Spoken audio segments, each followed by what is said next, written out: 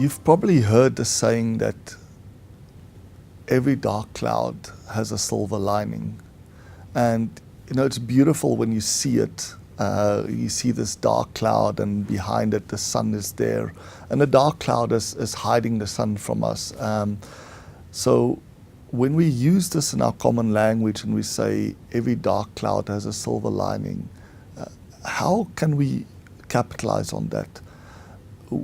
What we've seen is that if you think about the things that make it difficult for you to improve your own life or to improve your organization, we all suffer from self-limiting assumptions or beliefs. We don't think that we are great presenters, so we don't even try. We don't think that we're good enough. We think we have too little resources.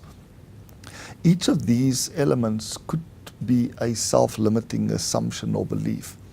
And the silver lining in a dark cloud is if we start off by defining very clearly what is this dark cloud that's hanging over us, it gives us a fast track of discovering what are the self-limiting assumption or belief that's causing that dark cloud to exist or blocking us from removing it.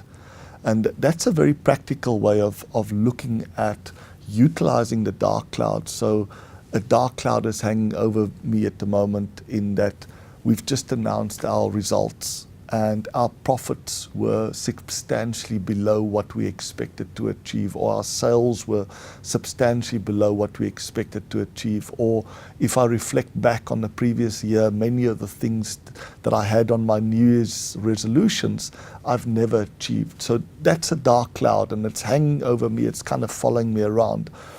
If you had a systematic way of just unpacking that, to say, okay, so this dark cloud, why is it important to you?